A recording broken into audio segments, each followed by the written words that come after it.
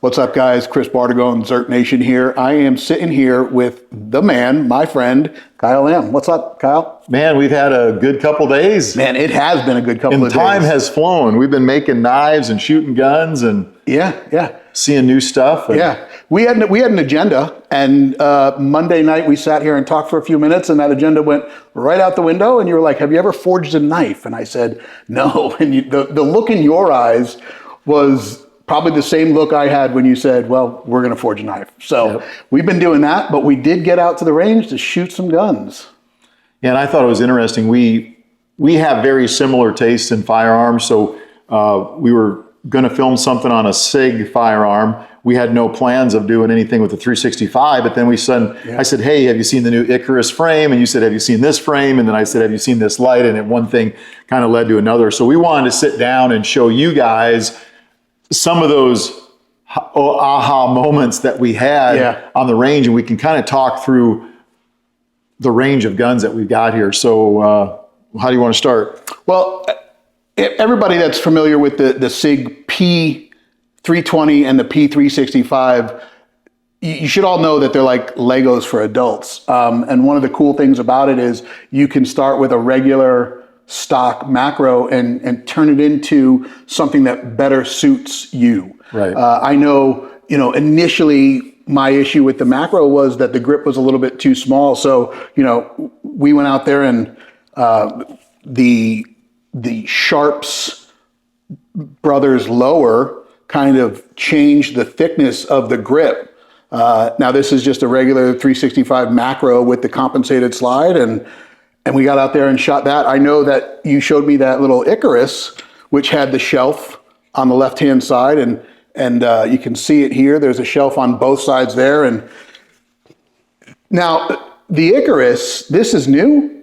Yeah, this is a brand new. I don't think they're actually selling these yet. I believe that that Travis sent me this one so I could play around with a little bit. Okay. And I've been shooting it a little bit off and on, trying to see what I think of it. And I wanted to see what you thought of it. So, and I was interested to shoot your frame. Yeah. Now I will tell you, I like that fuller feel, but what I'm thinking with this gun, I'm thinking EDC. Right. So I wanted something that's a little bit more trimmed down and slicked down and everything. Right out of the gate, one of the things I noticed with this is I really like the built-in mag well. So that's not an add-on. That's how this comes. It's very, very lightweight. Yeah. Now this is an X macro, but I don't have the built-in compensator. Got it. And that's one thing I feel like if you're going to put a comp on, you kind of have to put a real comp if you want to get the real effects of a comp. Right. That comp does make a difference. Yeah. But when you try it against like a Parker Mountain machine comp, a full-size comp is more effective. Okay. Now, this being, so I didn't know that magwell was incorporated in there. I thought that was an add-on.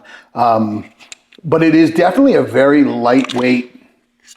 Yeah, it's super lightweight. Very light. If I was going to get super nitpicky, now this comes in left and right-hand version, so you can have the shelf on the left or the right, and that's fine.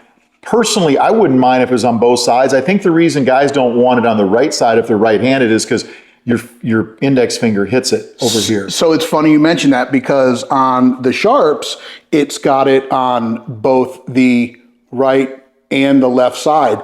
And I can tell you what the issue there is. One, holsters. Yeah.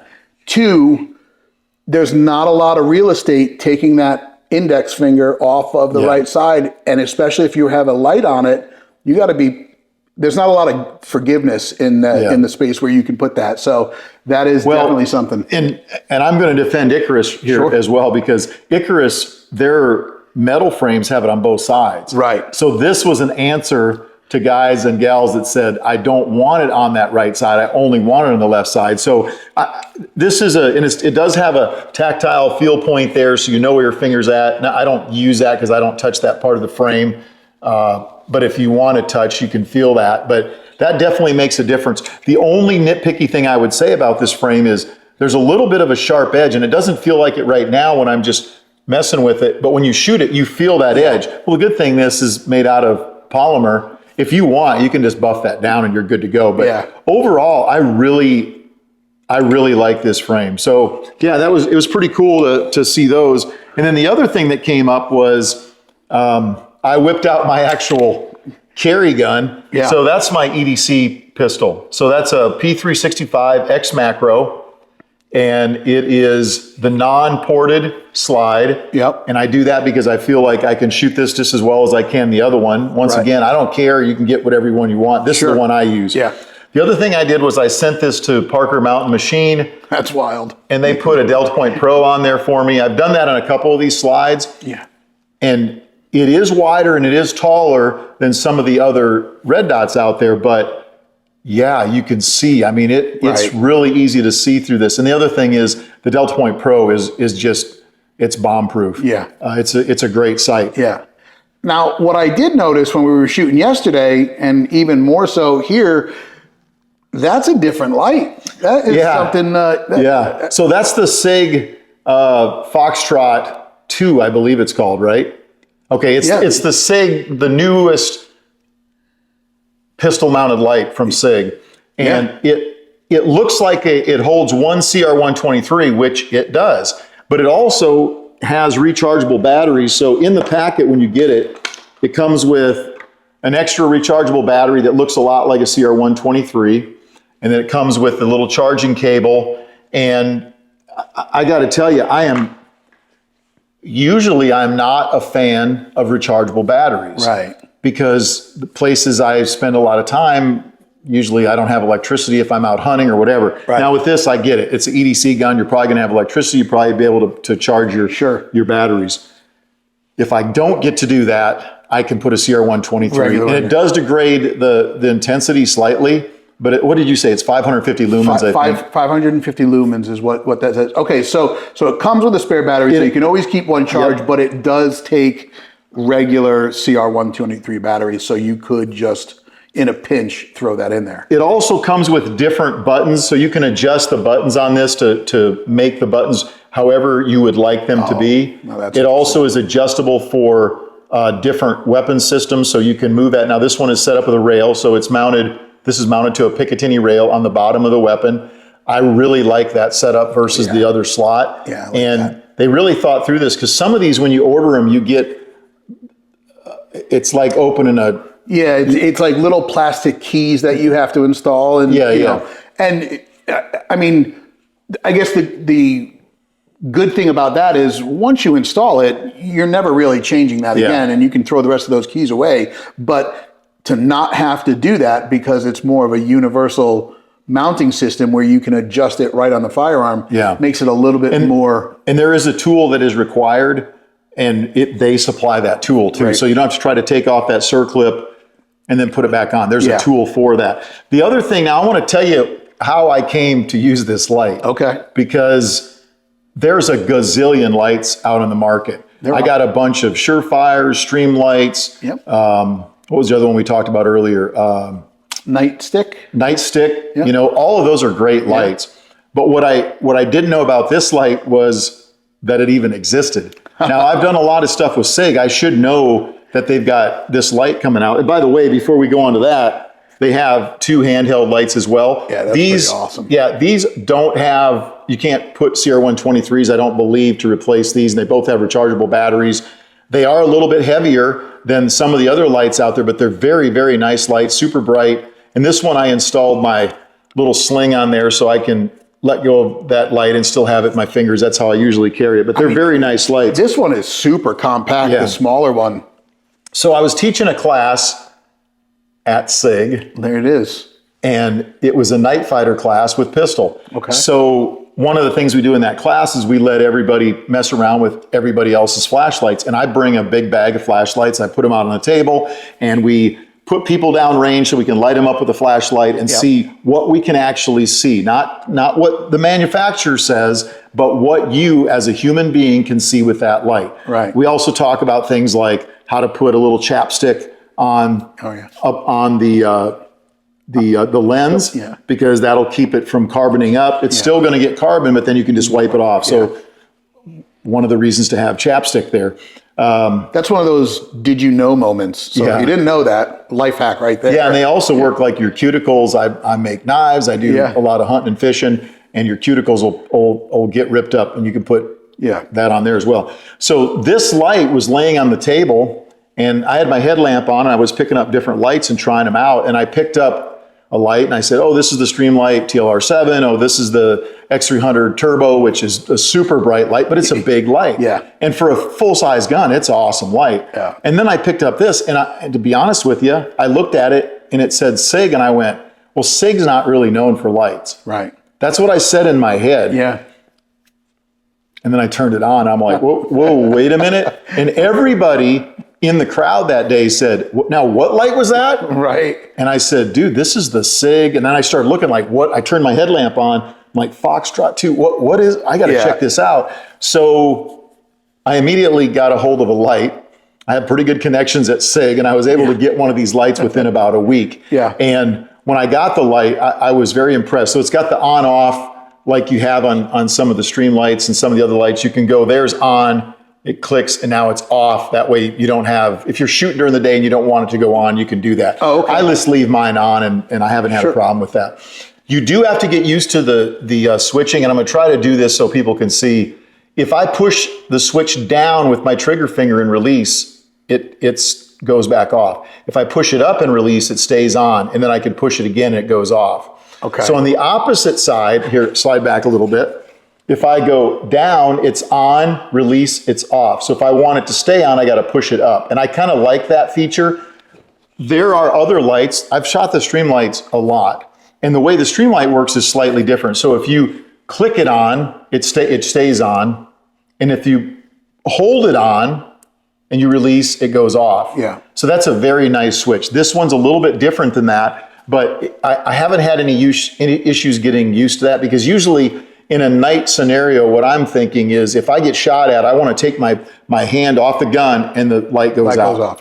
Now, if you're shooting strong hand only, well, then you simply, when you draw the pistol, push that up with your index finger, and the average person can do this. It's not a hard button to push. So that was the aha moment. We're going to show you guys a little bit here in this video what the lights look like, and see if you can see the difference. If you want a light that gives you better penetration, this is the light. If you just want to light up everything around you and not see what is downrange, then there's some other lights that are available. But for really shooting targets and getting, shooting at 25, 35 yards easily, this is a very, very good light. And here's the other part. It's priced reasonably. It's $139, I believe. I think it was $139. And that's a really decent price for a weapon-mounted light. Like we said, there's other brands out there, and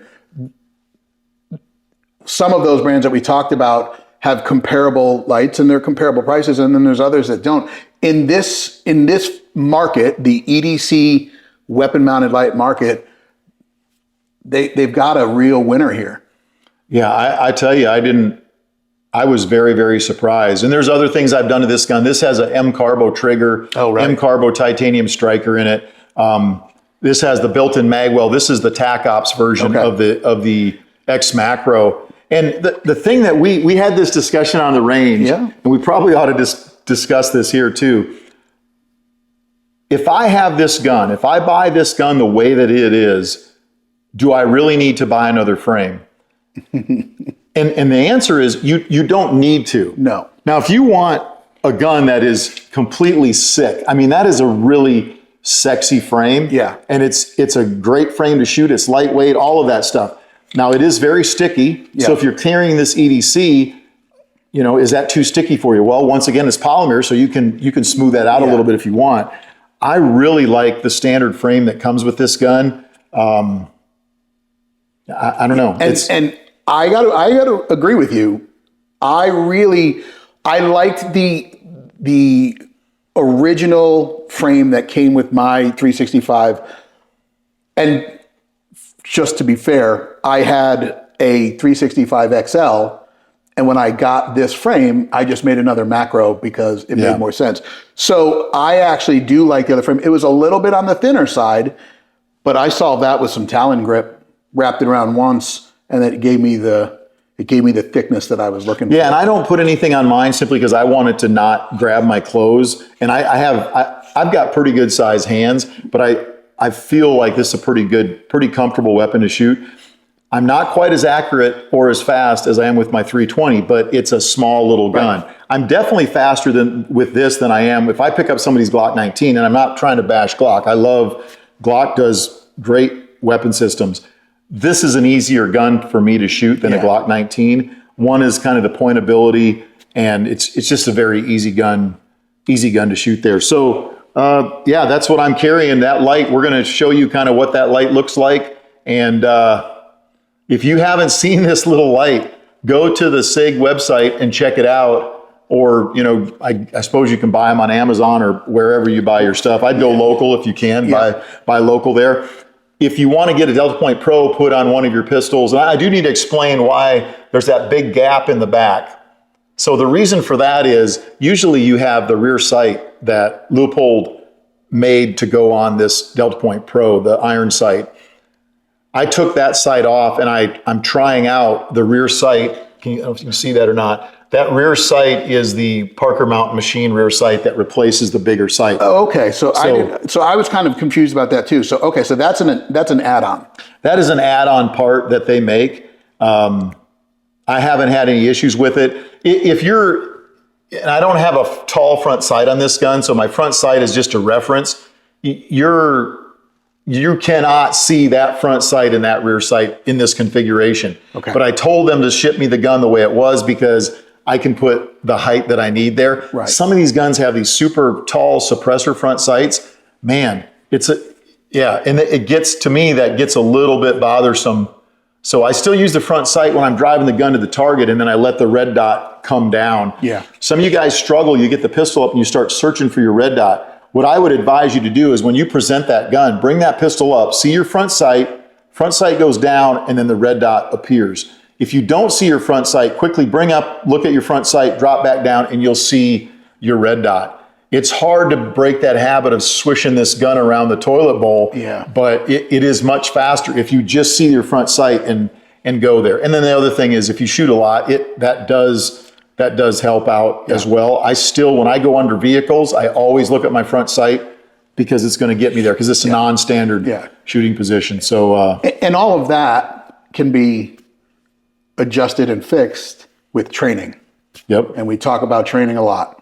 One other thing too, speaking of training, no matter what holster you're carrying, you need to train with that. I'm carrying appendix with this rig, and I want to talk about can I talk about this a little bit? Yeah. So this holster right here is from Black Point Tactical. It's got the dual belt loops here. And if you want your gun to be there, get this version with the dual belt loops. It's awesome. If you want your holster to stay on your belt and not draw with your gun, get this kind of a clip, because a lot of the clips, there's a lot of plastic clips and other things out there. If they don't have a good hook on the bottom to keep them on your belt, it just will make you crazy. So this one is made specifically to take the flashlight and all that. On the other side of this holster, what I've done is I've added its filster. Okay. It's the wedge kit, I think is what they call it. Yeah. This thing looks completely goofy on here. Can you get that up there? So that thing makes a huge difference for us full-figured gals. That is wild. So what it does is when you put the gun in your appendix area and you're getting in your vehicle, if you're standing around or you're a little skinny fella, good job.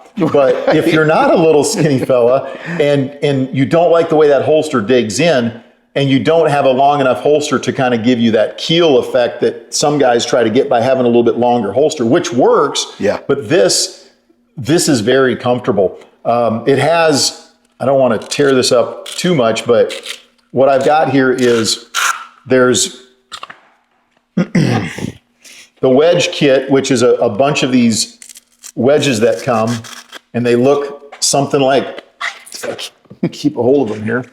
Looks something like that. And there's other wedges. There's flat wedges, all kinds of different stuff. And for each one of those wedges, there is a piece of Velcro. That's just a thin, double-sided hook Velcro.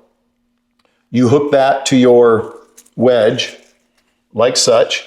And then you take the piece of supplied material, and that's just the loop Velcro.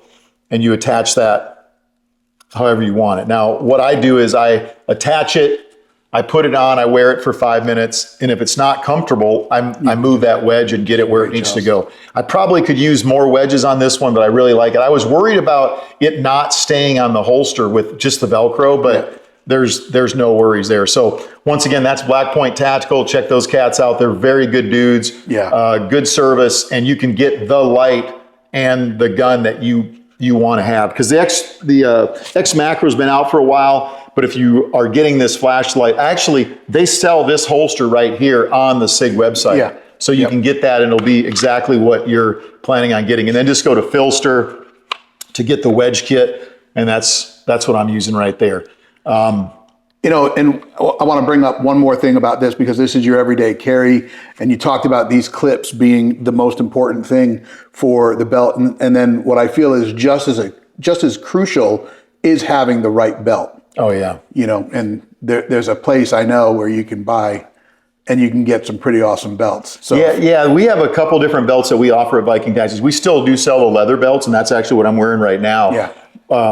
Our lightweight underbelt is a very nice belt to wear a gun like this. And one of the concerns with that lightweight underbelt is it's almost non-existent. It's such a thin belt. If you have a standard holster that doesn't have the hooks like this, then you probably don't want to use that belt, because your holster is not going to stay on that belt. If you have these hooks, you can hook it on there and you don't have to worry about it at all. And I like that belt because I can adjust it. So instead of having to unbuckle it like a leather belt, I just loosen the end. I get in my vehicle, I can loosen it up. I get out, I can cinch it down if I'm in an area. You know, I don't want my pants falling off my butt. For some reason, as I've gotten older, my butt's got smaller, I guess. You know, maybe I think that's the problem, right? It transferred to my gut, so that's what happens. But all right, listen, guys, thanks for tuning in. We're going to go into the darkness and show you what this light can do. All right, we'll see. Okay, Chris, we're out here in the dark. We're about 15 yards from the corner of this barn, and we're going to light it up to kind of see what's going on. Go ahead and hit your light there. So that's Chris's light. You can see how bright it is. That's pretty decent. Now turn yours out. And then this is the other light. This is the Sig Light. And what light are you using? This is the Streamlight TLR7A. Which is a great light, but you can see we got a little bit more throw with this light. Yeah, like you can really focus in on what that spotlight is hitting, opposed to where it just is a flood of light from left to right. What I usually do is I do like you've got your light up there, and then I take the light I want to compare to and I light it up and see if I can see better. You can definitely see better when I hit it with that Sig Light. Yeah, and you guys can see that on camera right there. You just see as soon as he turns it on. Okay, the other lights we have are the handheld Sig Lights. We'll start with the one cell. Actually, you start with your Streamlight. So there's the Streamlight, and I'm going to hit it with, go ahead and turn yours out. This is the one cell version of the Sig Light. Now turn yours on again. Now this is the one cell again, and you can see it's got a bright spot there. I don't know if you guys can see the bloom of these lights, but the bloom off the light I'm using is actually even brighter in front of us than the bloom off your light. Okay, then if we take the two cell, it's actually a one cell, but it's a very large cell, the large handheld light from Sig, we light that. Now we really get some penetration. So very good lights. Now this is not I'm gonna step in front of you here with your light on. Hey, this isn't the best way to test lights. The way to test lights is to actually put people down range, holding a weapon, and you can figure out whether or not your light works. Make sure your guns are unloaded when you do that. Take the lights off. That's what we do at the classes. We actually put the lights on a frame that's not connected to a firearm, and we have a guy down range so we can try to positively ID if they're a threat or not. So take your lights out and try this. There's a ton of lights out there. What we want to have happen is we want every company to keep making better lights. If you look back 10 years ago, we had no lights. Well, maybe 20 years ago, we didn't have lights nearly as good as we do now. Now look at the width and breadth and depth of all these great lights. So you can go out and get the Sig Lights. I definitely recommend the one for mounting on the weapon. The handhelds are fine too, but that weapon light that Sig makes, that's definitely a game changer.